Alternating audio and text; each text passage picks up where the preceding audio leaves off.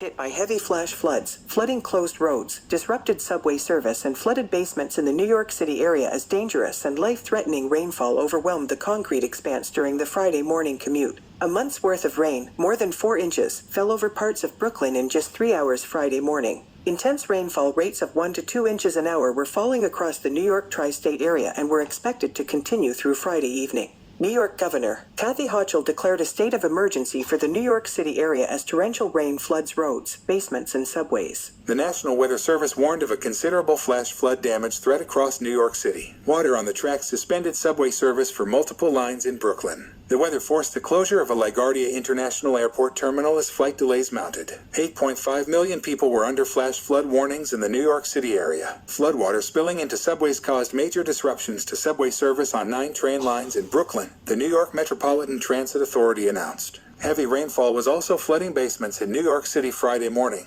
according to New York City Emergency Management. It also overwhelmed sewers and flooded roads in Brooklyn, Manhattan, Queens, and Hoboken, New Jersey, forcing road closures there, authorities announced. More than 8.5 million people were under flash flood warnings early Friday across portions of New York and New Jersey, the region's National Weather Service office said. A widespread 1 to 2 inches of rain had already fallen across the warning area since midnight, with much more to come. Millions of New Yorkers received alerts from the Weather Service Friday morning warning of a dangerous and life-threatening situation with a considerable risk of flash flood damage. About 1.19 inches of rain fell at John F. Kennedy International Airport in Queens over an hour early Friday, and as of 10 a.m. The major travel hub had recorded over 4 inches of rainfall since midnight according to the Weather Service. The flood threat will impact roughly 25 million people across the Northeast, and the New York tri-state area is facing a level 3 of 4 moderate risk for flash flooding, the National Weather Service warned. The urban flood threat prompted officials in New York City to issue a travel advisory starting at 4 a.m. Friday through 6 a.m. at Saturday, warning of potentially widespread travel impacts during the morning commute.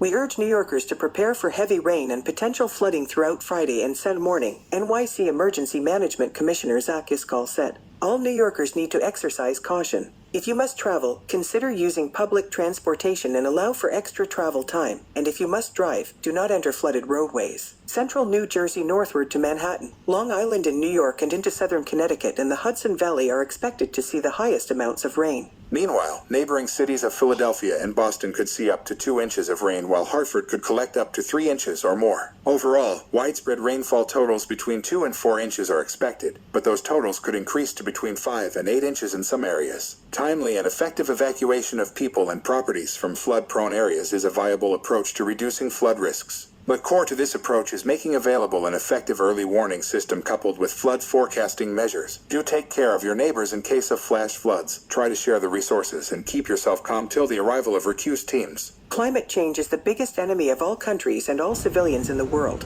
Why fight each other? Why invest billions in heavy weapons? We must unite to stop climate change from making the Earth inhabitable. Let's take action now to fight the climate change to ensure a happy and sustainable future to our coming generations.